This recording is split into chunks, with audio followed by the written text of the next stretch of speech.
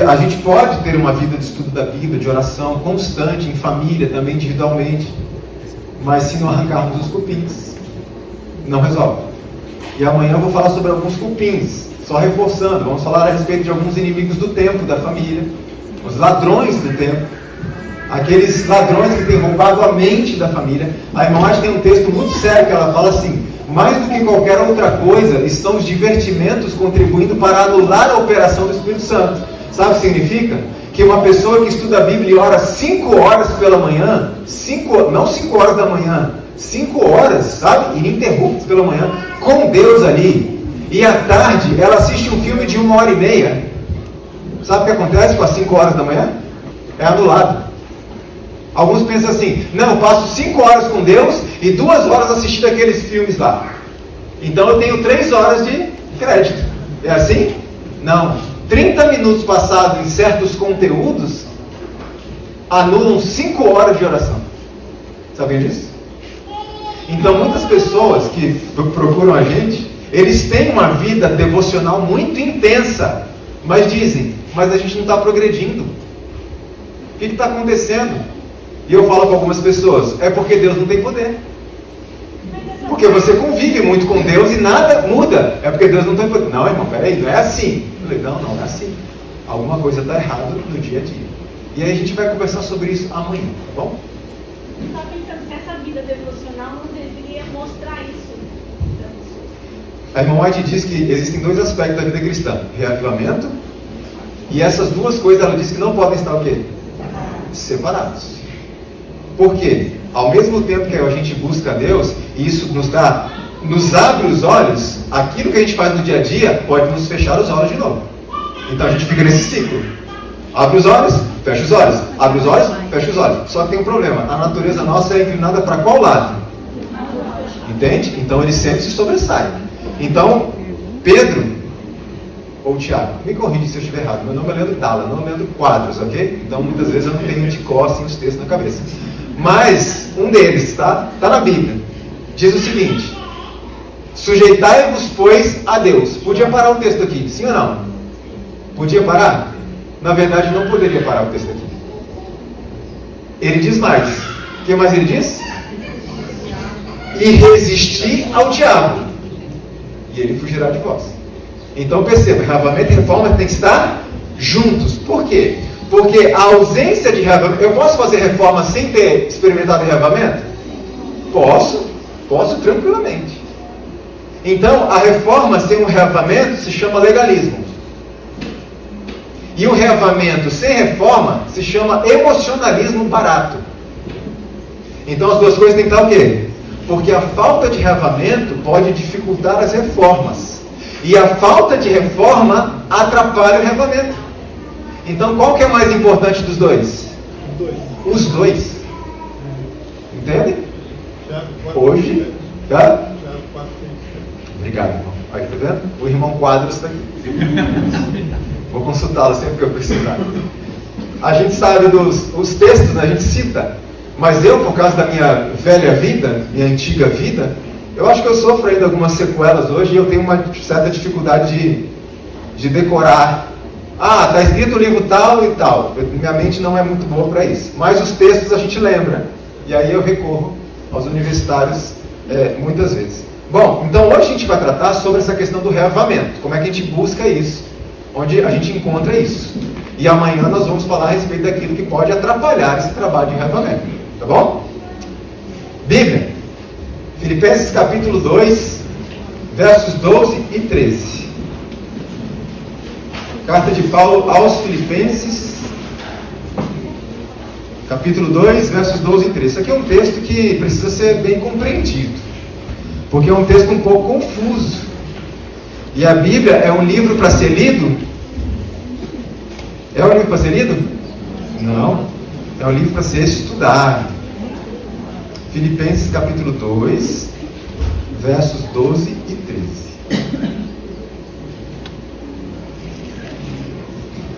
Antes de nós lermos a Bíblia, a gente sempre precisa pedir que o Espírito Santo nos auxilie. A gente nunca deve ler a Bíblia sem orar antes. Tá ok, irmãos? Sempre você vai ler a Bíblia. ore antes. Então, curva a sua fronte, como você está, e vamos falar com Deus. Querido Pai que está nos céus, obrigado pelo privilégio de estudarmos a Tua Palavra mais uma vez. Abra, por favor, o nosso entendimento, para que nós possamos não apenas compreender, mas que possamos ter a disposição de colocar em prática aquilo que o Senhor quer nos ensinar nesta manhã. Agradecemos em nome de Jesus. Amém. Filipenses 2, 12 e 13 diz assim: de sorte que, meus amados, assim como sempre obedecestes, não só na minha presença, mas muito mais agora na minha ausência, assim também façam o quê? Façam o quê? Operai a vossa salvação com temor e tremor. Então, peraí, para um pouquinho. Quem é que opera a minha salvação? Quem é que opera? O que Paulo acabou de dizer? Operai a vossa salvação. Não é isso que ele está dizendo? Opere a sua salvação. Então, quem opera a minha salvação? Segundo esse verso, eu. Mas Paulo terminou a carta? Não, porque no verso 13 ele diz assim: porque Deus é que faz o quê? É que opera em vós tanto querer como efetuar segundo a sua boa vontade. Eu acho que Paulo está confuso aqui, não é possível. Porque Paulo diz assim, de forma simples: operai a vossa salvação, porque é Deus que opera. Operai, mas Deus que opera. Mas você tem que operar. Mas é Deus que opera. Mas você tem que operar. E eu pergunto: o que Paulo está dizendo aqui? Quem opera a minha salvação? Eu ou Deus? Eu ou Deus? Olha que interessante. Pensa nisso aqui. Se você responder, é Deus que opera a salvação, então você vai ter que admitir a doutrina da predestinação. Porque se é Deus que opera, e muitas pessoas se perderam, a culpa é de quem? Deus, porque escolheu eles para se perder. Agora, se você disser que sou eu que opero a minha salvação, logo eu não preciso de quem? De Deus. E aí eu pergunto, quem é que opera afinal? Os dois. Entre aspas. Por que entre aspas? Porque mérito nosso não tem nada, é zero, zero. Nesse sentido, é Deus que opera a salvação do ser humano. Nada nosso, em termos de méritos. Entende? Mas então a Bíblia apresenta aqui algo que é uma participação, uma cooperação entre o homem e Deus. Porque Deus não escolhe quem vai ser salvo e quem vai se perder. Quem é que escolhe? Quem escolhe quem vai salvar e quem vai se perder? Eu mesmo, o próprio ser humano. Deus, ele dá a liberdade de escolha. Então ele opera de acordo com a decisão da pessoa. Bom, nós vamos entender isso porque lá no final eu quero conversar com vocês sobre esse ponto, que ele diz que Deus é que opera o querer, certo? E eu vou criar um problema aqui para a gente resolver no final. A Bíblia está cheia de problemas, tá? Está cheia de equação difícil de resolver. E esse problema é o seguinte: Deus opera o querer, é isso que diz a Bíblia. A salvação foi oferecida a quantas pessoas? Todas. E por que a maioria não vai se salvar? Porque não quiseram. Concorda com isso? Não quiseram. Mas a Bíblia diz que quem opera o querer? Então de quem que é a culpa das pessoas que se perderam? Quem não aceita o querer de Deus. Veja uma coisa aqui. Deus opera o querer. Aqueles que não quiseram, foi porque Deus não operou, logo Deus é culpado pela perdição. Entende as equações que a Bíblia traz para a gente, que é um pouco difícil de entender? O que significa operar o querer numa pessoa? No finalzinho a gente vai tratar disso aqui. É muito simples, parece complicado, mas é extremamente simples. E está nesse sentido da participação humana, ok? A irmã White diz que a gente só pode entregar uma coisa a Deus: a nossa vontade. E no final eu vou harmonizar isso com esse texto, o que é operar o querer em nós, tá bom? Olha só, imagina que eu encontro um amigo que está bastante fraco, abatido, você vê, olhando a cara dele, ele está doente, muito doente. Amigo, o que está acontecendo com você? E ele diz assim: olha, eu não estou me sentindo muito bem, estou meio fraco. Sabe o que é? Eu queria que você orasse por mim. Eu fui ao médico até, e o médico ele me prescreveu uma dieta, que ele falou que essa dieta ia me ajudar bastante. E a dieta que esse médico prescreveu foi a seguinte: você vai fazer um jejum de 6 dias. Você vai se alimentar só uma vez por semana. E com essa alimentação só uma vez por semana, o seu corpo vai se fortalecer cada vez mais e você vai ficar forte. Mas amigo, o que está acontecendo é que eu estou me sentindo pior. Você pode orar por mim? Deixa eu perguntar uma coisa para vocês. Esse amigo precisa de oração? É de oração que ele está precisando? Do que ele está precisando? Comer. Ele está precisando comer. Vocês concordam comigo? Se eu indicasse esse médico para vocês, vocês iriam?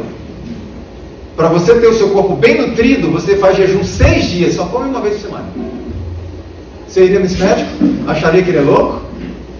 Mas olha que interessante isso aqui. É o que muitos de nós fazemos na vida espiritual. Quando uma pessoa chega, irmão, ore por mim, eu costumo dizer que chegou a hora da gente parar de ficar pedindo oração pela nossa vida espiritual e começar a trabalhar pela vida espiritual.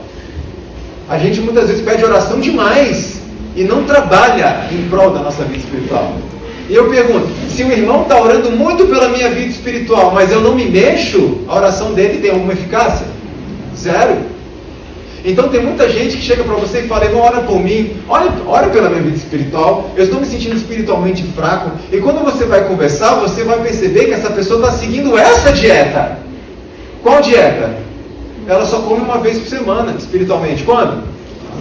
Só no sábado, porque quarta-feira, domingo, segunda, terça, né? Tá muito corrida a vida. E muitos entre nós acreditam que essa rotinazinha de sábado vai dar nutrição espiritual.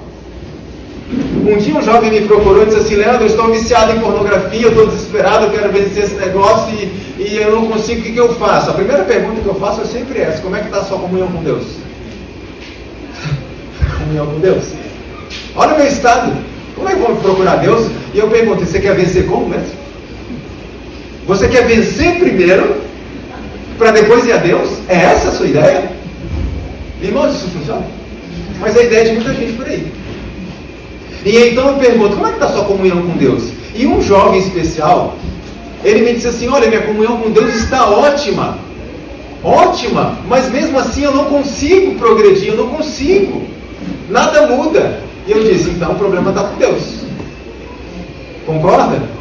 Ele disse, não, claro que o problema não está com Deus. Eu falei, onde é que está o problema? Você tem tanta comunhão com Deus.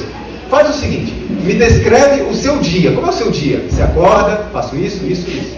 Ele falou assim, eu acordo de manhã, eu tenho ali 15 minutos no meu devocional, leio a meditação, estudo a lição, faço uma oração. Eu já fiquei pensando, leio a meditação, a lição, faz uma oração. 15 minutos para tudo isso, tem alguma coisa errada. 15 minutos, mal dá para você introduzir uma oração. E aí ele disse, e depois disso eu vou estudar para o vestibular. Que eu vou fazer um vestibular muito difícil. E eu passo em média 14 a 15 horas por dia estudando para o vestibular. Então eu perguntei o seguinte para ele. Essa faculdade é tão difícil assim de passar? Ele falou, é a mais difícil da minha cidade. E eu perguntei, o que é mais difícil para você? Passar nesse vestibular ou vencer a pornografia? O que você acha que ele respondeu? Ele falou, isso é fácil, irmão. Vencer a pornografia é muito mais difícil para mim. E eu disse a ele, e você dedica 15 minutos para isso, mais 15 horas para passar no vestibular. Você não vai vencer nunca. Você entendeu qual é a sua prioridade? Então nós queremos vencer o pecado. A gente só não quer fazer o quê? Pagar o preço. Muitos entre nós hoje, irmãos adventistas, estão confiando que tem uma vida espiritual bem nutrida com 10 minutos por dia com Deus. Eles comem só de vez em quando e acham que a vida espiritual vai ser nutrida. E muitos deles dizem, ore pela minha vida espiritual. Essas pessoas precisam de oração, essencialmente? Não, elas precisam de quê? Comida. Elas precisam se alimentar. E a gente acha uma insanidade um médico desse aqui, mas muitas vezes é o que a gente faz, porque na vida física a gente come quantas vezes? Pelo menos 3 vezes ou 2, no mínimo, por dia a gente come. Mas a gente quer ter a mesma nutrição na vida espiritual sem se alimentar da mesma forma. Funciona? Então eu faço um apelo a alguém que está aqui. Se você está feliz e contente com seus 5 minutinhos com Bíblia e oração por dia, eu devo dizer para você, você vai morrer. Sua vida espiritual vai morrer de fome, mais cedo ou mais tarde. E é nesse momento que aquele irmão sai da igreja. Alguém diz, como é que o irmão Leandro saiu da igreja? Assim, uma pessoa tão consagrada, pregava e tudo mais. Irmãos, ninguém sai da igreja assim. São pequenas coisas, dia após dia. E o principal delas, a nossa nutrição pode estar bastante deficiente. Nós precisamos. Vocês concordam comigo que a nossa natureza é muito ruim? Concordam? E sabe o que demanda para poder transformar uma natureza como essa? Demanda tempo. Sim ou não? E o que é que a gente menos dá para Deus? E como é que vai ser transformado? Não vai. Eu repito, aquele estudinho da lição, aquela leiturinha de um salmo e uma oraçãozinha de 2 minutos pela manhã, isso não é comunhão com Deus. Isso não dá vitória a ninguém. A menos que nós sejamos mais poderosos do que quem? Do que Jesus. Porque Jesus precisava de oração. Quanto tempo ele passava em oração e estudo das Escrituras? A irmã White fala que frequentemente o sol o encontrava em algum lugar retirado, orando e estudando as Escrituras. O que ela quis dizer com o sol o encontrava? Passava a noite inteira. E Jesus trabalhava muito ou não? A irmã White diz que nenhuma outra vida foi tão sobrecarregada de trabalhos e atividades como a de Jesus. Nenhuma. No entanto, ela diz, quantas vezes estava ele em oração? Quão constante era a sua comunhão com o seu Pai. Vocês sabem que na hierarquia dos trabalhos mais estressantes, existe um trabalho que está acima no nível de estresse do que policial militar. Sabe qual é? Atendimento ao público. E qual era o trabalho de Cristo? E Jesus, tadinho, eu fico imaginando, Jesus, ele ia lá para a casa de Lázaro para descansar um pouco. Imagino que Jesus deitava um pouquinho para descansar e daqui a pouco aí a Lázaro abriu a porta. O que tinha lá? Aquela multidão. E eu imagino Jesus exausto, mas aí vem um texto bíblico que diz que Jesus olhava para aquelas pessoas como ovelhas que estavam sem, e ele tinha compaixão. Jesus amou mais a nós do que a si próprio. Aliás, Jesus não amou a si próprio. Por isso ele disse, novo mandamento eu vos dou, que vos ameis uns aos outros como eu amei vocês. Então o que nós precisamos muitas vezes não é de oração pela vida espiritual, nós precisamos de comida, de nos alimentar. Essa dieta não funciona. E então eu pergunto, qual é o alimento que uma pessoa assim precisa? Qual é a dieta correta? Jesus falou, quer ver? Evangelho de João capítulo 6, verso 53. Quem achar aí, lê pra gente qual é a dieta aqui. Vamos falar de comida. Eu sei que o povo não gosta muito de mensagem de saúde, não vocês, mas o povo em geral. Isso me impressiona um pouco, enquanto vocês estão abrindo em João capítulo 6, porque muitas vezes, quando você vai fazer uma palestra sobre saúde no JA, o que acontece com o povo? Não vem. E muitas vezes quando você fala assim, olha, hoje vamos falar sobre saúde, um irmãozinho levanta discretamente e sai. O que me chama a atenção é que esse irmãozinho vai voltar na igreja na quarta noite. E ele vai pedir oração na quarta noite. E ele vai pedir oração pelo quê? Faz sentido isso? Então temos que estar atentos. Deus nos deu uma mensagem. Ore por mim, eu preciso de cura. Verdade, Deus pode curar. Mas Deus já deu uma cura para você buscar. E a irmã Arte diz que depois que a gente aplica isso, então podemos orar pela cura. Não antes. Claro, né? Estamos falando de pessoas que têm o conhecimento, a luz e as ferramentas à disposição. Entende? Então vamos ver qual é a dieta que a Bíblia apresenta para nós. João 6,53. Lê para a gente aí, alguém. Eu digo a verdade. Se vocês não comerem a carne do Filho do Homem e não beberem o seu sangue, não terão vida em si mesmo. Misericórdia. Parece um texto estranho, né? Jesus diz, qual é a dieta? Comer carne e beber sangue. A carne de Cristo e beber o sangue de Cristo. Vocês sabem pelo texto que isso escandalizou os judeus. Sabe por que escandalizou? Porque existia uma lei. E uma lei ali, levítica, dizia inclusive que não se poderia beber o quê?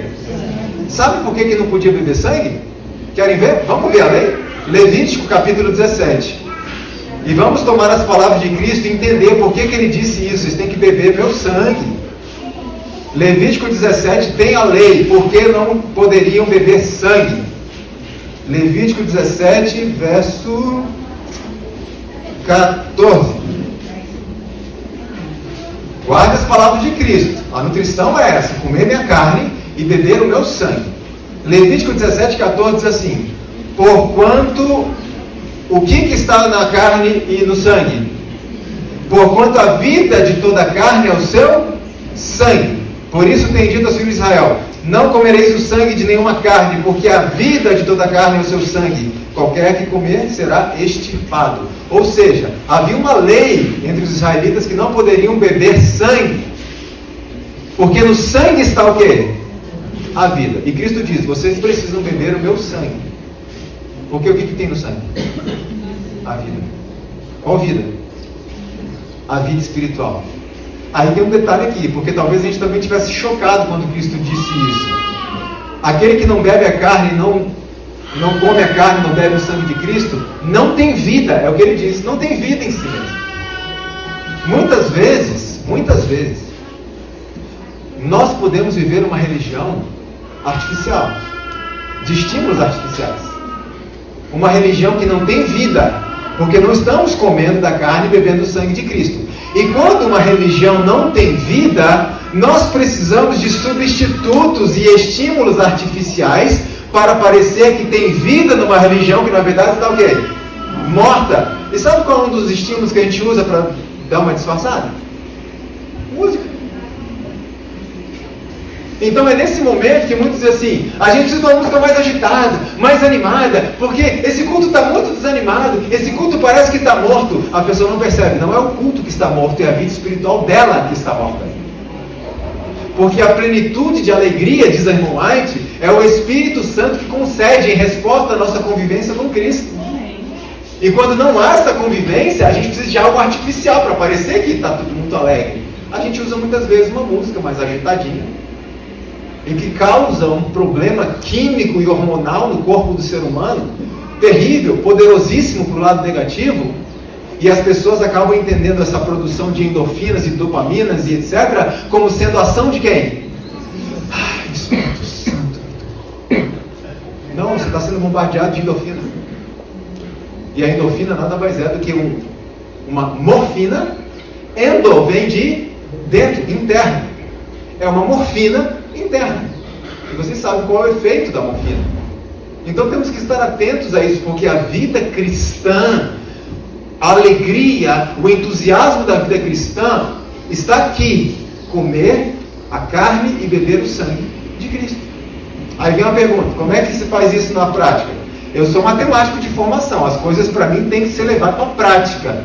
Muitas pessoas atendem apelos assim: quem quer entregar o seu coração a Jesus neste dia, por favor, vem aqui à frente. E as pessoas choram, se emocionam e vêm, entregam o seu coração a Jesus. E muitas dessas pessoas, quando chegam em casa, sabe qual a pergunta que elas fazem? Tá, como é que se faz isso na prática? Como é que se faz isso na prática? E aí eu pergunto: como é que se come a carne e bebe o sangue de Cristo continuamente na prática? Estudando a palavra, comunhão diária com Deus, estudando a palavra. A expressão aqui é comer a carne. Então é pegar a palavra e fazer o quê? É comer, é digerir, é investigar a palavra de Deus. Irmão, isso aqui é lindo demais. E a gente vai descobrindo cada coisa. E sabe o que é mais bonito da Bíblia? Você pode ler a Bíblia toda 50 vezes. Quando você vai ler na vez 51, você percebe coisas que você ainda não tinha visto antes. Olha uma coisa assim, bobinha, não diz respeito a princípios, mas é interessante, é uma curiosidade.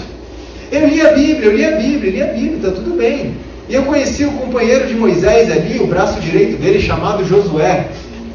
E depois de muito ler a Bíblia, eu fui descobrir que o nome dele não era Josué. Moisés que chamou ele de Josué, mas o nome dele era outro. O nome dele é Oséias. Vocês sabiam disso? Está na Bíblia o tempo todo aqui. E eu passava direto e não percebia isso. Então veja, a Bíblia é para ser mastigada, comida, devorada. Por isso que Cristo disse, não só de pão viverá o homem, mas da palavra. Como a gente come o pão diário, a gente tem que comer a palavra de Deus. A Noé escreve assim, todos que estudam a palavra serão representados como comendo a palavra e se alimentando de Cristo. Come a Bíblia, come, irmãos, a Bíblia. Digere isso. Ela diz mais, assim como as necessidades do corpo devem ser supridas diariamente, deve a palavra de Deus ser diariamente estudada, comida, digerida e praticada. Aí ela diz por quê? Porque isso mantém a nutrição, a fim de preservar a alma com saúde. A negligência da palavra significa inanição para a alma. O que é inanição? Fome.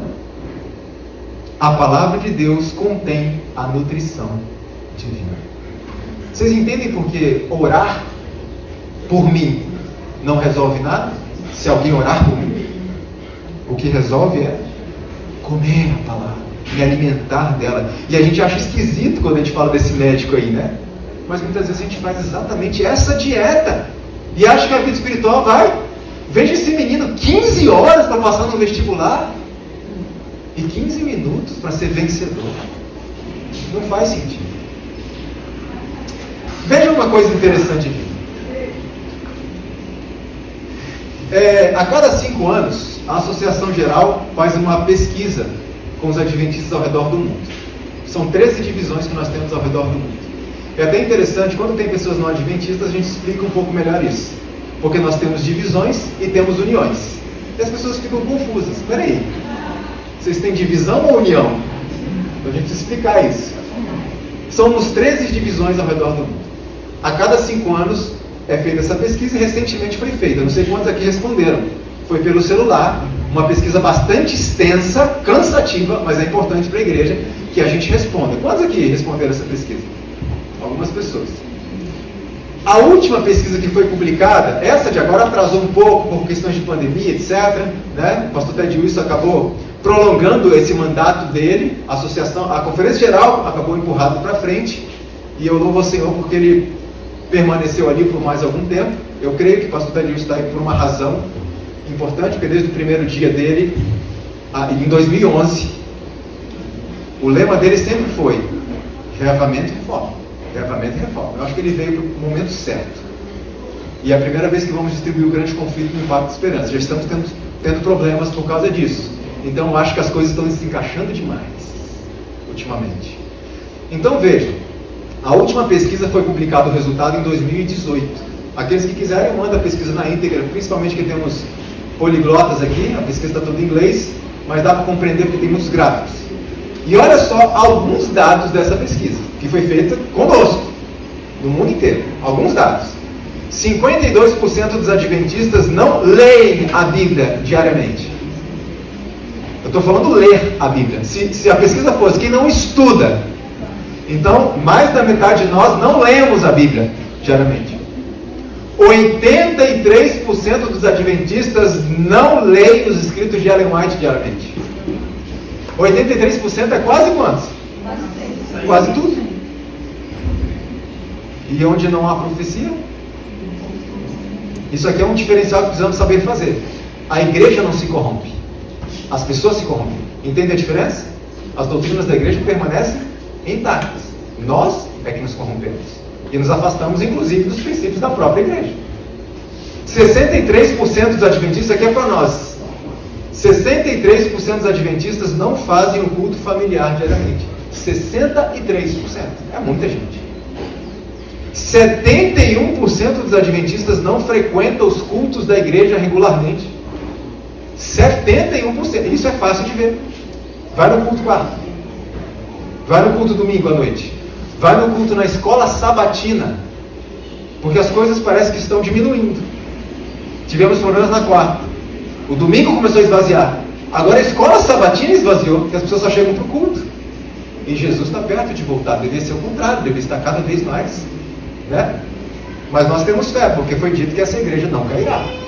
Por isso estamos aqui, vamos fazer a nossa parte, para manter as coisas nos trilhos.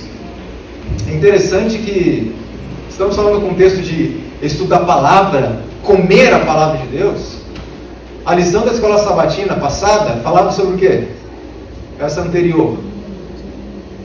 Não essa agora, mas a anterior. Sobre o estado dos mortos. Alguém aqui estranhou essa lição? Por que uma lição sobre um assunto que é básico para um adventista do sétimo dia? Alguém se fez essa pergunta? Eu fiz, eu achei estranho. As lições da escola sabatina são feitas, são preparadas muitas vezes com 5 a 7 anos de antecedência. Inclusive, há uns anos atrás, eu estava conversando com o pastor Alberto Tim e pedindo auxílio para ele em algumas questões, e ele disse: Leandro, nesse momento eu não vou ter tempo de ajudar você, porque eu estou preparando uma lição da escola sabatina aqui. Isso deve fazer uns 6 anos. 2018? Não, acho que foi bem antes. A gente morava em São Paulo ainda.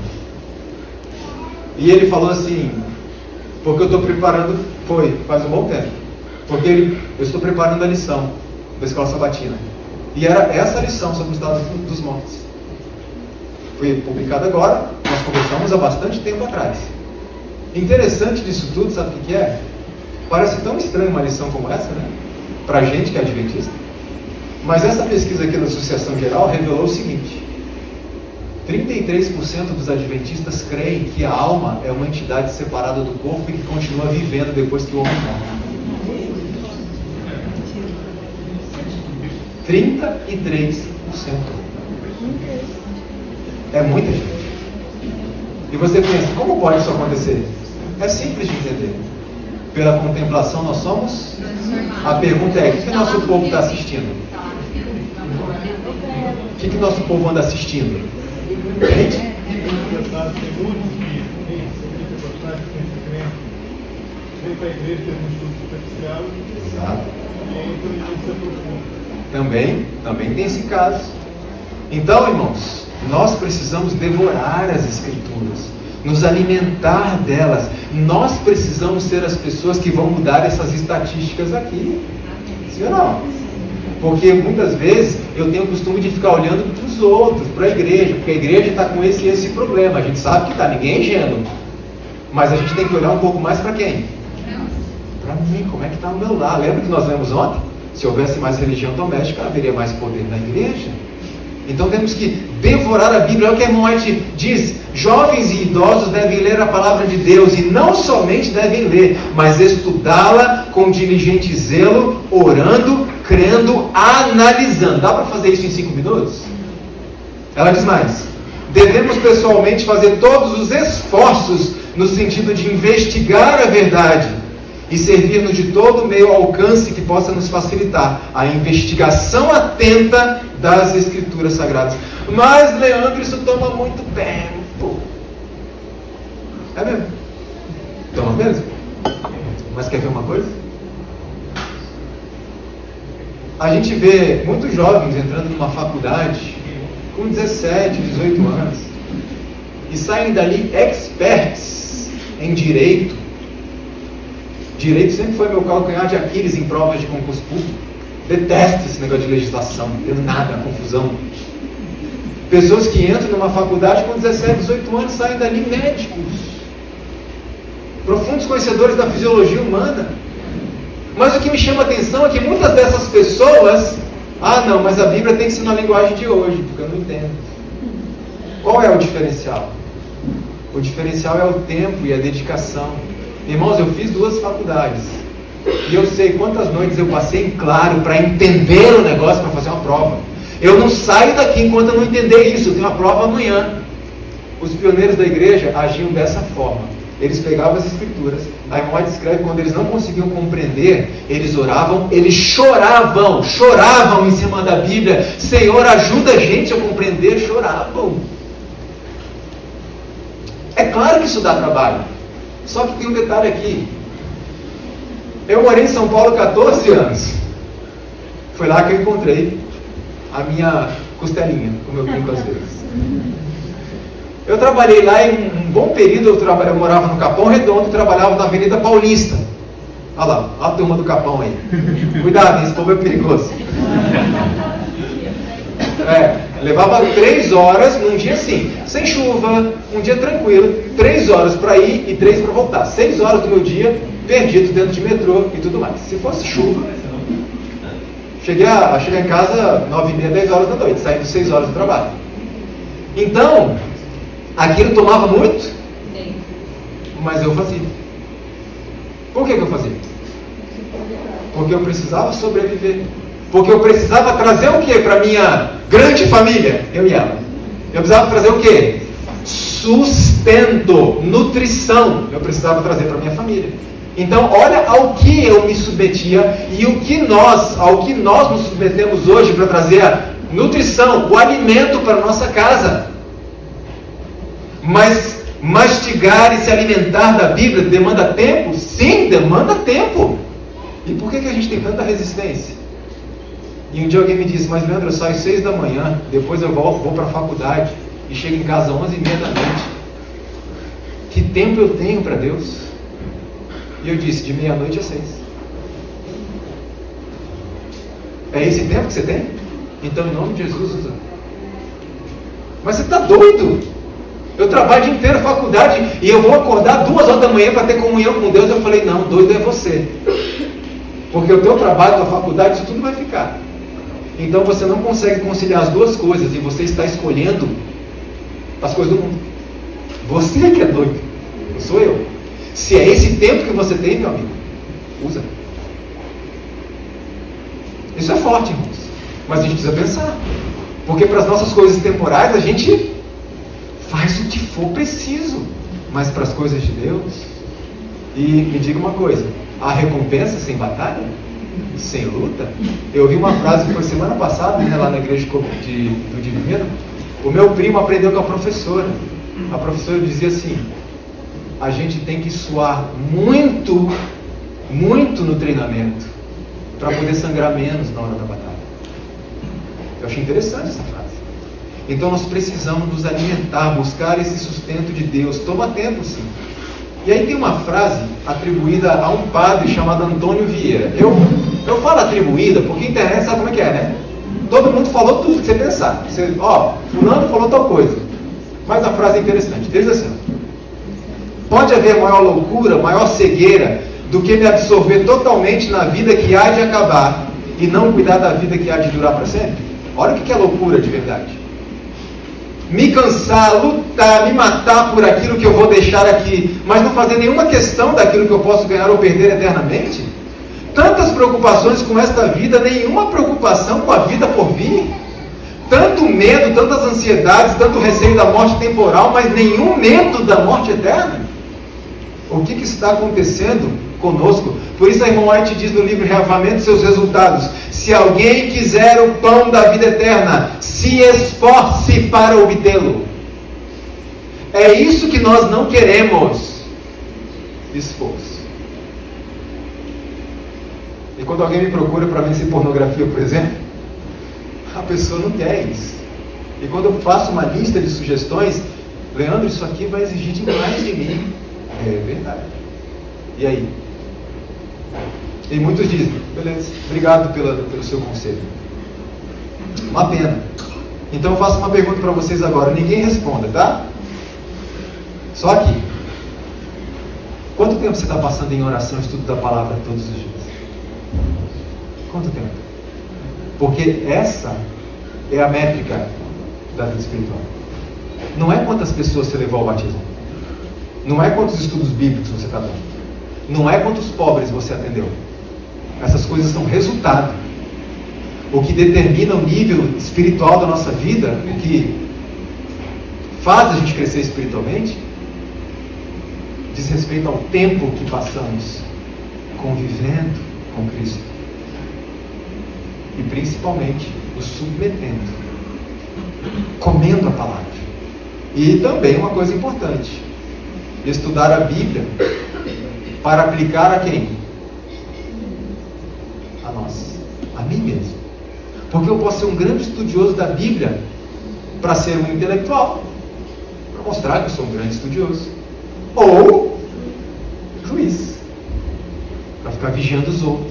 Veja, não estou falando de síndrome de Caim, tá, irmãos? Qual é a síndrome de Caim? Esse sou eu, guardador do meu irmão. Então o irmão está em erro. A analogia não é 100% perfeita, ok? Mas o irmão está em erro, lá tem pecado. Todo mundo é pecador mesmo. Não é isso que eu estou dizendo. Mas eu posso ser uma pessoa que tem o costume de vigiar. Entende a diferença? Vigiar a vida dos outros. Eu aprendi uma coisa estudando isso aqui. Quando a gente começa a examinar o nosso coração e ver quanta coisa há para ser transformada aqui dentro, porque o difícil é aqui, não é fora, é aqui. Não, fora também é. Mas aqui que é o principal, o mais difícil, a gente vê que isso demanda tanto tempo, tanto esforço e tantas energias que não sobra nada de tempo para ficar vigiando os outros. Nada. É muita coisa, é muito trabalho. Mas essa é uma das medidas da saúde espiritual de uma pessoa. Então, para Deus, as intenções também contam. E deixa eu dizer uma coisa para tranquilizar alguns aqui. Quando a gente busca Deus, a gente sempre busca com intenções egoístas. Sim ou não? Sim. Sempre. Porque quem transforma as intenções é Ele. A gente sempre busca com intenções egoístas. Eu quero ir para o céu, por isso que eu estou buscando a Deus. É uma intenção egoísta? Sim. Eu quero me livrar das provações. Muitas vezes as pessoas não percebem. Quando busca Deus, aí que vem provação. Então a gente sempre busca por motivos egoístas, porque é o nosso coração. Naturalmente somos egoístas. Mas a gente faz a vontade de Deus, que é buscá-lo. E a gente clama para que Ele transforme os nossos motivos. Para que a gente possa buscá-lo por amor a Ele. E porque nós queremos ser transformados à sua semelhança. Diante disso que estamos falando, irmãos, o tempo que passamos com Deus, o estudo da palavra, pode ser que alguém aqui esteja negligenciando isso. Talvez há bastante tempo. E se isso é verdade, a vida espiritual dessa pessoa, independentemente do que ela faça, está como? Está fraca. Está fraca, está sem alimento. E hoje Deus deu uma chance para nós. E eu queria convidar vocês, porque eu acredito que esse é um momento importante para a gente orar. Concordam comigo? E eu quero dar alguns minutos para você orar, com você e Deus, para a gente poder se abrir nesse momento com Ele e dizer: Senhor, eu tenho sido negligente. E agora, Senhor, obrigado por abrir os meus olhos, porque eu percebo porque minha vida espiritual está tão fraca. Eu não estou dando comida, não estou dando alimento para a minha vida espiritual. Por favor, me perdoa. Me perdoa. Eu faço um compromisso com o Senhor de viver uma vida diferente daqui para frente. Precisamos disso? Vamos fazer isso agora? Peguem os seus tapetinhos. Nós vamos colocar de joelhos. Eu vou dar um tempo para vocês falarem com Deus. E depois eu faço uma oração aqui da frente. Há centenas de mensagens que a gente recebe e tem que responder. Porque eu não posso passar por uma igreja e dizer: olha, o caminho é esse. Beleza? Vai lá, boa sorte. Se alguém me procura e fala: me ajude, o que eu tenho que fazer? Então eu preciso responder todas as mensagens. Recentemente eu estava tentando zerar minhas mensagens e tinha mensagens de 3 meses atrás que eu ainda não respondi. Eu falo com a minha esposa: amor, consegui zerar as mensagens. WhatsApp, Messenger, e-mail, consegui zerar. Aí no outro dia eu acordo de manhã, vou dar uma olhada. Mais um monte de novo. Isso não para. Isso é bem cansativo para nós. E por que eu estou dizendo isso? Porque eu tenho que estar muito atento. Porque muitas vezes, fazendo o trabalho de Deus, eu me pego não estudando a minha Bíblia e orando naquele dia. E isso é muito confortável para a minha consciência. Porque no final do dia eu digo: mas afinal eu estava envolvido no trabalho de Deus. Mas Deus não quer pessoas que trabalhem para Ele. Deus quer pessoas que trabalhem com Ele e como Ele. Então mesmo eu tenho que ter o meu tempo com Deus. E quantas vezes eu tenho negligenciado isso? E muitas vezes inconscientemente usando como desculpa o quê? A obra de Deus. Estou trabalhando para Deus. Isso não pode ser negligenciado. Agora, nós vimos que o primeiro alimento qual é? Bíblia. Bíblia. Comer a Bíblia, se alimentar da Bíblia. E o segundo alimento? Vamos ler? Colossenses capítulo 4, verso 2. O apóstolo Paulo vai falar para nós qual é o segundo alimento. Colossenses 4, verso 2 diz assim: qual é a primeira palavra que aparece aí na sua Bíblia? Olha como isso é importante. Como eu disse ontem aqui, fazendo um comentário no diálogo aqui que o Léo conduziu, muito bem, foi muito gostoso, não foi? Ontem, sobre os papéis, foi muito bom. como eu comentei aqui, quando diz perseverai, é que nós temos que orar para que Deus faça, sim, mas temos que orar acima de tudo, até que Deus faça. Até que Deus faça, isso é perseverar a oração. Então perseverai em oração, velando nela com ações de graças. Vejam, velando nela, perseverança na oração. A Bíblia, Deus falando conosco, a oração nós falamos com Deus, e a irmã escreve assim: não negligencieis a oração particular, pois ela é a alma da religião. O que é alma? Eu gosto de trabalhar conceitos. O que é alma? Vida. Então, peraí, qual é a vida da religião? A oração particular. É isso que dá vida à religião. E como eu disse antes, quando eu não tenho essa vida de oração particular, minha religião não tem o quê? Vida. Aí eu preciso dos tais estímulos artificiais para parecer que tem vida numa religião que está morta. E eu ponho a culpa no programa, quando a culpa está em mim. É claro, né, irmãos? Quando a gente fala de culto está morto, realmente tem cultos que o regente vem aqui na frente, dirige o louvor, parece que tem alguém parece que tem um sniper lá atrás com uma arma dizendo: ou você dirige o louvor ou você morre, porque a pessoa vem aqui, parece que está aborrecido, que não queria estar aqui, mas tem que estar aqui comigo, sabe? Tudo bem, a gente sabe que existe isso, a gente precisa melhorar muitas vezes os nossos cultos. Agora, essa animação que as pessoas tanto querem, é o Espírito que dá. O Espírito que dá. Então, quando alguém diz assim: irmão, ore por mim, sabe o que eu pergunto geralmente? Você está orando por você? Irmãos, eu me preocupo muito com pessoas que pedem oração demais. E eu me preocupo se essas pessoas estão orando. Não podemos terceirizar a oração. Claro que as pessoas oram umas pelas outras. Isso é oração intercessória, isso é uma bênção de Deus. Mas a irmã White diz assim, não podemos ser sustentados pelas orações de outras pessoas quando nós mesmos negligenciamos a oração. Então, irmão, ore por mim, claro, mas você está orando por você? Isso é uma pergunta importante. Estudo da Bíblia e oração diariamente. Em que momento do nosso dia? Não pode ser mais tarde? Não pode ser à noite, quando eu chego do trabalho? Não. A gente tem que estar em oração constantemente. A Bíblia diz que Daniel fazia como? Daniel orava 3 vezes por dia só? Sabe como é que eu entendo esse texto que diz que Daniel orava 3 vezes por dia? Eu entendo que esse é o momento que Daniel parava tudo. Então todo mundo sabia. Chegava lá no escritório de Daniel, que era ali, né? O segundo ali praticamente do reino. Porta está fechada. Todo mundo já sabia. Daniel não vai atender agora. Então eu creio que ele parava 3 vezes ao dia para orar. Mas Daniel estava constantemente com a sua mente ligada a Deus. Por que a primeira hora do dia? Por que não pode ser em outro momento? E tem muita gente que pensa que não, tudo bem, não tem problema ser em outro momento. Deve ser também em outros momentos. Mas a primeira hora do dia é muito importante. Porque a sua mente está o que ainda? E deixa eu dar uma dica para vocês. Eu vou falar sobre isso amanhã um pouco, tá? Redes sociais. O maior erro que a gente pode cometer é quando levantar, antes da comunhão com Deus, dar uma conferida no celular. Sabe por quê? Isso já aconteceu com minha esposa, comigo. De levantar, pegar o celular só para dar uma olhada se tem alguma coisa urgente. Pode ter alguma coisa urgente. Você dá uma olhada, tem uma mensagem que te aborreceu profundamente. Acabou o seu devocional. Acabou, matou. Distração. E alguém manda uma mensagem, você está com sua Bíblia assim, mas sua mente está como? Eu preciso responder isso, mas como é que eu vou responder? Entende? Então levante, é Deus, esquece tudo. Toma uma água, né? Deus. Primeira hora do dia. Existe um livro chamado Alegria Vem Pela Manhã.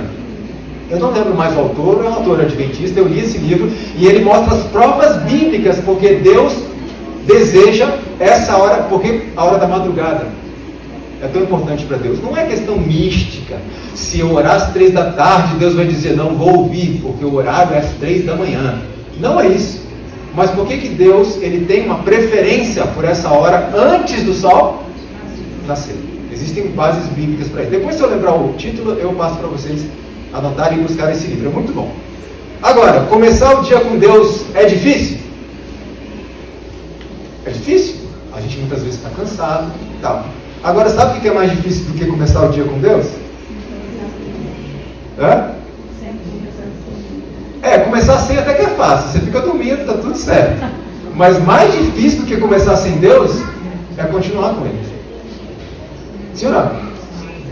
É se manter ligado a Ele durante o dia. Porque eu posso levantar de manhã, cumprir meu protocolo, bato meu cartãozinho com Deus, põe minha digital, pronto, Senhor, está tudo resolvido. E o resto do dia, e muitas vezes me envolvendo em coisas que estão anulando a comunhão com Deus. Então muitos aceitam o apelo que Jesus disse: vinde a mim. E muita gente está atendendo o apelo. Mas por que as igrejas continuam vazias? Porque Cristo fez um outro apelo, e aí muitos não estão atendendo. O apelo é qual? Permaneça. Permaneça, não é só vir.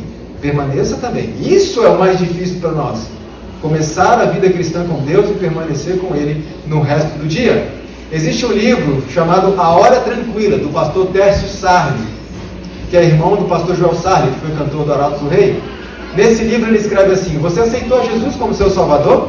Se o fez, você deu o primeiro grande passo. Mas não é tudo. E agora? Como está vivendo? Está zelando pela sua vida espiritual? Está se alimentando das Escrituras Sagradas? Está passando tempo com Deus em oração? Está perseverando nessa prática da oração? A oração também é um hábito que se desenvolve. Está perseverando nisso?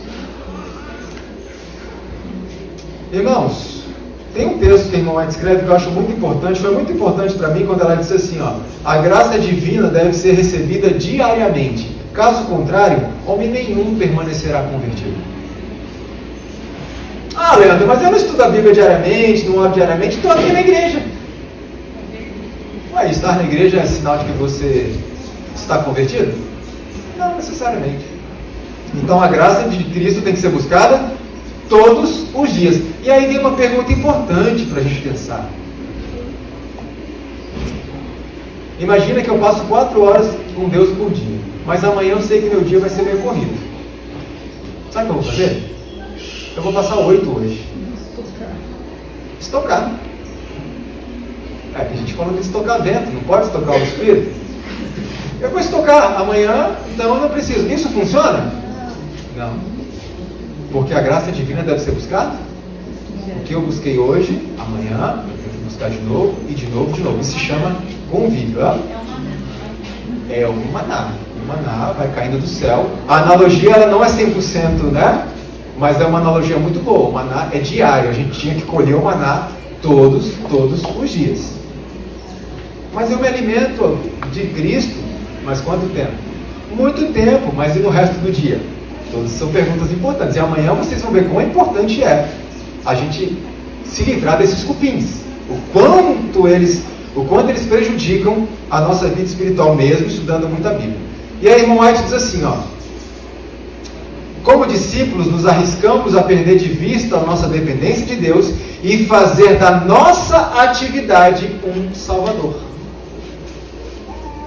Quando Jesus voltar, vai ter um grupo que vai falar assim: Senhor, Senhor, em teu nome?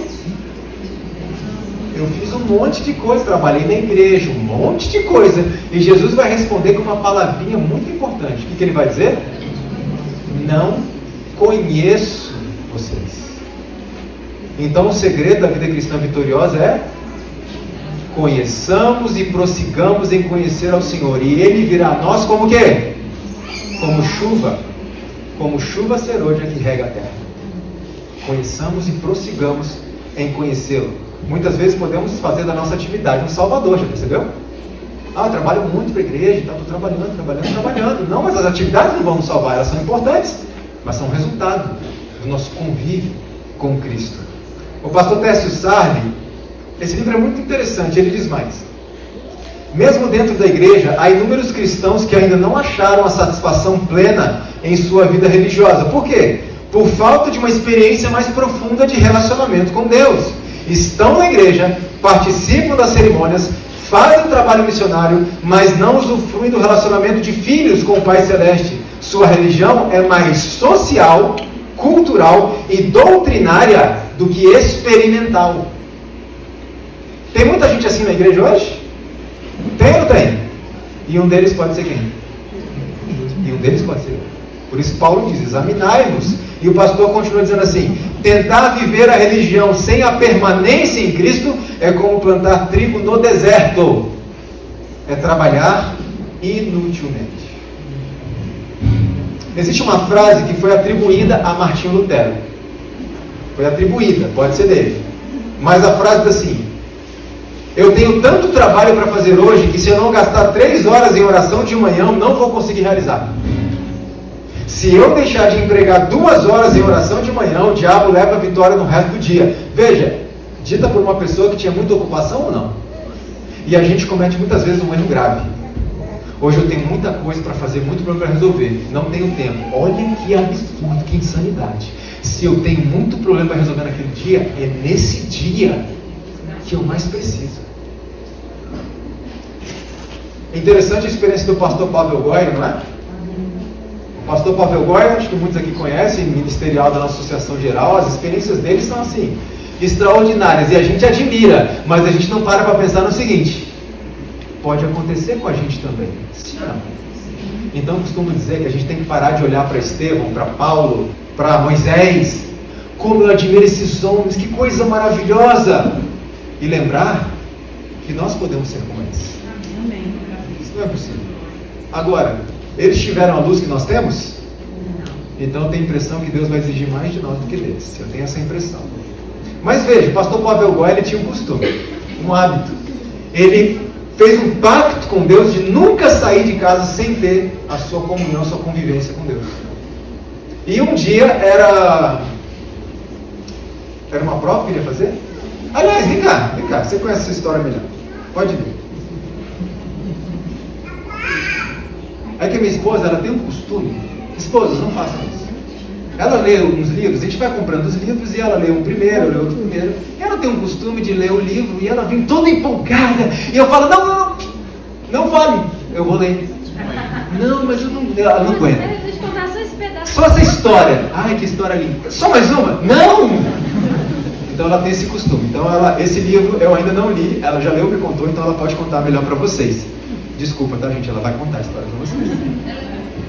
Não, eu acho que muitos devem ter ouvido, né, a história do Pavel, mas para quem não ouviu, ele tinha feito com Deus um pacto, né, de que não sairia mais de casa sem primeiro ter a comunhão dele com Deus. Ele fez um pacto. E então, como ele morava num país comunista, né, tinha um professor lá, muito terrível, na escola que ele era obrigado a estudar, e esse professor já estava no pé dele, inclusive porque sabia que ele era cristão, então já estava, né, cutucando o Pavel, tirando a paz do Pavel, né? E o que acontece? Certo dia, Pavel acordou atrasado para ir à escola, e era justamente a aula desse professor terrível, que já estava pegando no pé dele, ele não podia faltar, né? Mas aí ele lembrou do pacto que ele tinha feito com Deus, de que ele não sairia de casa sem primeiro ter a comunhão dele com o Senhor. E agora, ele ficou na dúvida de o que ele deveria fazer. Mas enfim, ele optou então por ter a comunhão dele com Deus. E ele chegaria atrasado na escola, bem atrasado. E então, primeiro ele foi lá, orou, estudou a Bíblia com calma, ele não fez com pressa. Ele falou, já que eu vou ficar, eu vou fazer com qualidade. E ele fez. Ele teve a comunhão dele com Deus, estudou a Bíblia, orou. Então ele foi à escola. E ele saiu e foi. Chegando lá, o amigo dele, que já conhecia a história, né? Olhando para ele com aqueles olhos arregalados, assim, tipo, sem entender nada, né? Aí olhou e perguntou para ele, mas o que você fez com o professor? Tipo, né? Que mágica que você fez? Alguma coisa assim. Aí ele, por quê? O que aconteceu? Ele, o professor faltou hoje, ficou doente. E ele não veio, né? Enfim, essa foi uma das ocasiões. E teve uma outra ocasião também que ele ia receber um pagamento. Ele tinha marcado um horário com o prefeito da cidade, porque ele foi receber um pagamento para um serviço que ele tinha feito. E era muito difícil conseguir marcar horário, né, com o prefeito também. E ele, nesse dia, também acordou atrasado, né, para ir lá conseguir, né, chegar a tempo na reunião que ele tinha marcado com o prefeito para receber o pagamento dele. E ele decidiu novamente cumprir com a promessa que ele havia feito a Deus. Então, primeiro eu vou ter minha comunhão. Se eu chegar atrasado, cheguei. Deixar as consequências com Deus, né? Então ele teve a comunhão, foi à reunião, né, bem atrasado, tipo umas 2 horas de atraso pelo menos. E ele já chegou lá, poxa, com certeza eu vou perder o horário que eu tinha com o prefeito, mas enfim, eu vou assim mesmo. Chegou lá, a secretária dele falou: oi, tudo bem? Será que ainda dá tempo de falar com o prefeito? Eu me atrasei. Ela, não, nem se preocupa, ele ficou em reunião a manhã toda. Ou seja, ele teria ficado esperando, né?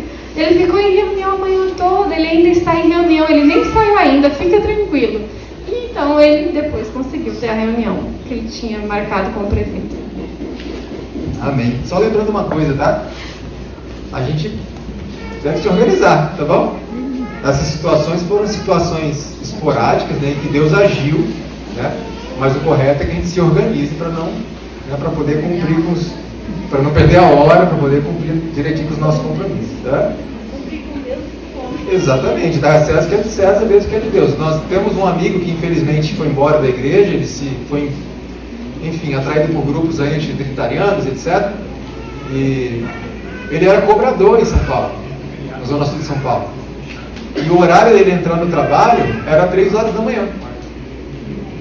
E esse amigo, ele veio de uma igreja evangélica muito empolgado com a mensagem adventista, mas ele veio para tentar ajudar a gente a enxergar o nosso erro doutrinário. Olha só, ele disse para o pastor dele: os adventistas estão errados, pastor, estão, então vamos lá, a gente precisa ajudá-los.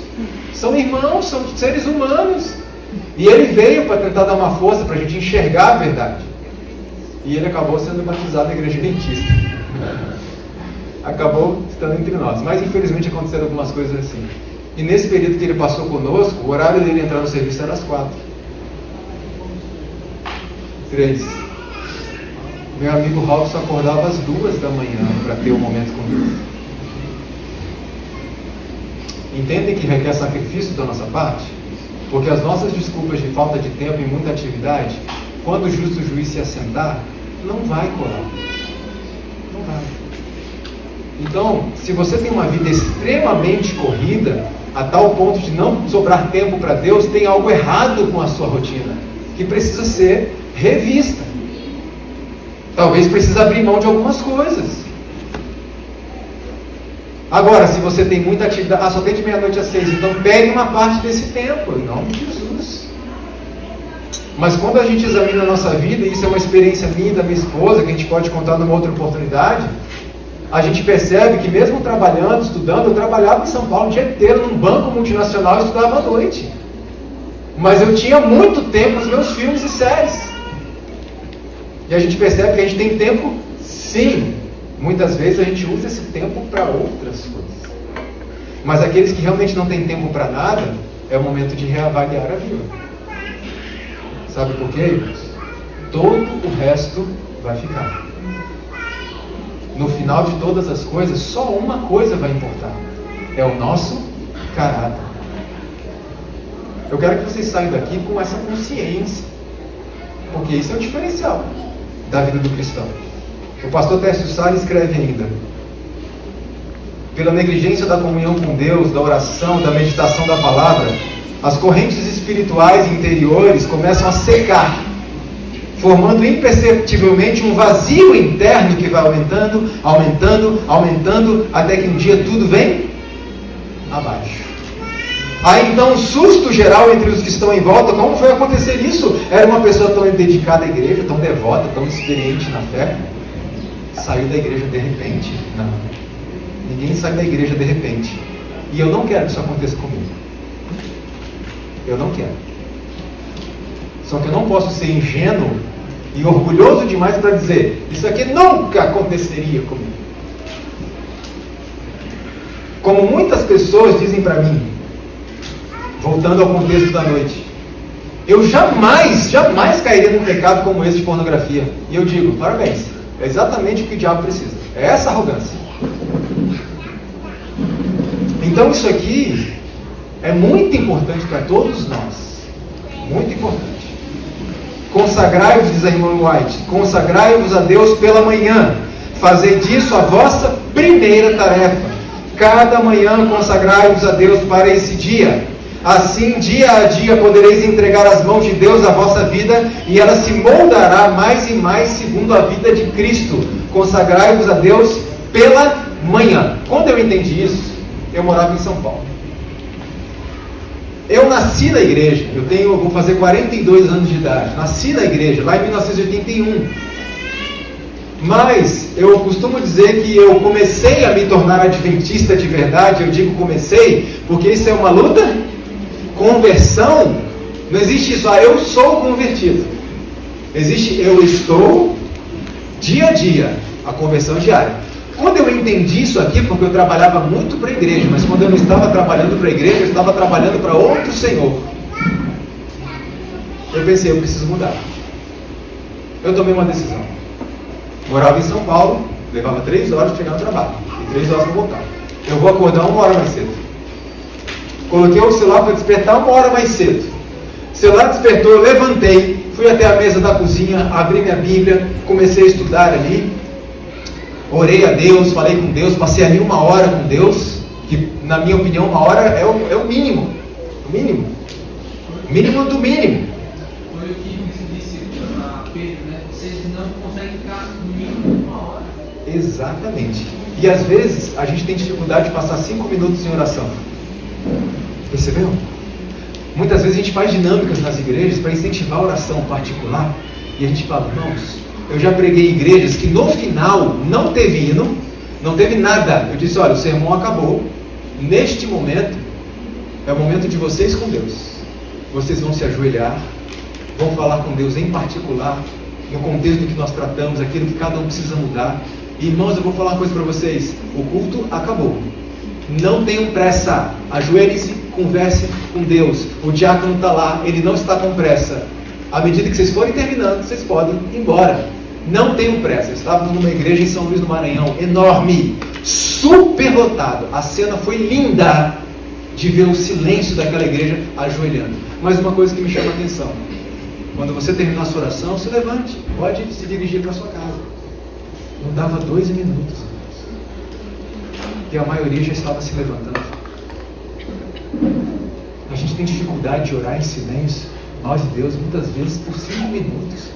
Parece que é uma eternidade quando a pessoa fala, vou dar 5 minutos para vocês orarem, e você fica esperando que hora que ele vai começar a oração lá da frente, porque parece que passou 1 hora, porque a gente não tem esse hábito de orar. Então precisamos desenvolver. E eu então passei ali aquele tempo com Deus. No dia seguinte, o celular despertou de novo. Eu levantei e fui até a cozinha, mesma coisa. Terceiro dia, o celular despertou, eu levantei, olhei assim, tem 1 hora ainda para dormir. Desliguei o celular, voltei para a cama, vou dormir um pouco mais. No outro dia, desliguei o celular, levantei e fui para a cozinha estudar. No outro dia, levantei, desliguei, voltei para a cama. No outro dia, vocês entendem qual é a luta da vida cristã, sim ou não? A nossa luta não é contra o pecado. A nossa luta é contra a negligência na comunhão diária com Deus, porque é aqui que o pecado é vencido. E a gente luta no lugar errado, por isso perde o tempo inteiro. Eu não estou dizendo que uma pessoa que tem comunhão íntima com Deus não vai ter algumas derrotas. A Bíblia está cheia de pessoas que conviveram com Cristo intimamente e tropeçaram. Mas há uma diferença do acidente para o deliberado. Eu posso ter uma vida que não está sendo transformada em nada. Essa é a luta da vida cristã, manter ligado a Cristo constantemente, todos os dias, separar tempo de qualidade na primeira hora do dia. Eu sei que luta é essa, eu sei, é a mesma minha. Mas a gente precisa buscar. A irmã White diz que coragem, firmeza, fé e implícita confiança em Deus não vem no momento. Essas virtudes celestiais são adquiridas pela experiência de anos. Por isso Paulo disse aos Colossenses, perseverai em oração. Então, novamente, a pergunta do início: quem opera a minha salvação? Eu ou Deus? Eu e Deus. Nós, juntos. Essencialmente, a salvação é de Deus, é uma obra de Deus. Mas nós temos a cooperação com essa obra de Deus. E aí vem a questão final do texto de Paulo, que eu abordei no princípio. É Deus que opera o quê? O querer. Olha, eu não quero estudar a Bíblia, então a culpa é de quem? Senhor, opera o querer. Tem gente que fala assim, olha, eu só vou ler a Bíblia quando eu tiver vontade, né? Quando eu gostar, quando eu quiser realmente. Eu estou pedindo a Deus para me dar essa vontade de estudar a Bíblia. Então, se Deus não está dando, está tudo bem. Deus não quer, eu não vou ler a Bíblia. É assim? Como é que a gente entende esse texto de Paulo? Que ele diz que é Deus que dá o querer para nós. É simples. Olha só. A gente viu que só tem uma coisa que a gente pode entregar a Deus. O que é? A nossa vontade. A Leonardo diz que as nossas afeições, isso a gente não pode. Porque o nosso coração é naturalmente egoísta. Então, a gente não pode gostar das coisas de Deus por nós mesmos. Não é a nossa natureza. Mas tem uma coisa aqui. Vamos ser sinceros. Humanamente falando, uma pessoa que vai começar a sua prática de estudo da Bíblia agora, é gostoso estudar a Bíblia? A pessoa que está começando? É gostoso? Ah, você está começando ainda, não está acostumado a estudar a Bíblia. Olha o tamanho da letra, gente. A linguagem como é que é? É uma linguagem mais complexa. Tem que pensar um pouco, tem que raciocinar um pouco. Tem figurinha? Não, para nós não. Para as crianças tem, para nós não. Tem trilha sonora? Não, por isso que muita gente prefere filme bíblico. E acredita que filme bíblico aproxima as pessoas da Bíblia. Se eu mostrasse para vocês o que os produtores das novelas da Record falam, vocês tomariam um choque. Como é fácil enganar um cristão. O que eles falam. Isso aqui não aproxima. Isso aqui tira as pessoas da Bíblia. Tira o gosto. Depois de assistir um filme bíblico, isso aqui dá prazer? Claro que não. O outro é muito mais emocionante. Então, Deus sabe. Inicialmente, uma pessoa que vai ter seus primeiros contatos com a Bíblia, a nossa natureza não gosta disso aqui. Letra miúda, linguagem difícil. Mas eu entendi uma coisa. Eu não quero ler a Bíblia. Não gosto. Mas não interessa o que eu quero. Interessa o quê? A vontade de Deus. Eu entendi isso. Então, eu esqueço a minha vontade, o meu gosto, e eu vou fazer o que Deus quer. E Deus quer que eu estude a Bíblia. Vem cá, é possível estudar uma coisa que a gente não gosta? Ah, quem fez faculdade sabe. De 20 disciplinas, eu gostava de uma. O resto eu fazia porque tinha que fazer. E estudava muito. E às vezes passar... segura isso aqui. Porque isso que ela falou é importante. Ainda bem que vocês não viram. Spoiler é uma coisa que não é boa. Olha só. Eu entendi que a vontade de Deus é que eu estude. Então eu vou estudar. Mesmo não querendo, mesmo não gostando. Eu vou entregar a minha vontade a Deus. Vou fazer a vontade dele. E estou estudando. Senhor, estou aqui. Mas eu vou estudar como eu estudo para as minhas provas da faculdade, que são muito chatas. Eu vou estudar. E eu vou estudando. E eu persevero nisso. E passo o tempo com Deus em oração. 5 minutos, mas eu vou aumentando aos poucos. E eu estou aqui, perseverando. E perseverando. E perseverando. Deus então, em resposta ao meu esforço, Ele então opera o querer. E eu passo a fazer o que eu fazia por mera obrigação, eu passo a fazer porque agora eu quero, eu gosto, eu tenho prazer nas Escrituras. Entendeu o spoiler? Como ela disse aqui, na própria faculdade, tem disciplinas que você detesta, mas você investiga e começa a estudar aquilo, e com o decorrer do tempo, muitas vezes o que acontece? A gente começa a gostar. Vocês entendem o que Paulo diz que Deus opera o querer? Deus opera o querer depois de. Querem ver o que a irmã fala? E a gente encerra aqui? Olha só. Não podeis mudar o vosso coração. Não podeis.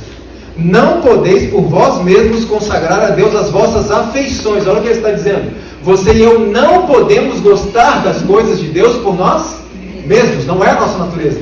E ela diz assim: mas podeis escolher servi-lo. Podeis dar-lhe a vossa vontade. Você não pode gostar disso por si, mas você pode escolher fazer. Olha o que ela diz. Ele então, a palavra então quer dizer o quê? Depois disso, ele então operará em vós o querer e o efetuar segundo sua vontade. Faça. Se Deus pediu, faça. Não gosta dessa comidinha que Deus propõe para nós? Coma assim mesmo. E você vai passar a gostar. Porque Deus vai operar o querer em resposta ao seu esforço. Não gosta dessa roupinha que Deus propõe? Vista. Há um propósito. Deus vai operar o querer, depois faça a vontade de Deus. E Ele operará o querer. Amém? Que grande privilégio nós temos. E louvado esteja o Senhor por isso. Curva a sua fronte assim, como você está. Querido meu Pai que está nos céus, obrigado pelo privilégio de saber que o Senhor se interessa por pessoas tão pequenas como nós. Louvado seja o Teu nome, porque o Senhor deseja a nossa companhia. Tem misericórdia de nós, Senhor, e que possamos aproveitar melhor o nosso tempo para estarmos com o Rei do Universo e por essa contemplação sermos transformados a ponto de dizer como Paulo: Jesus é quem vive em mim. Continue conosco neste acampamento em nome de Jesus. Amém.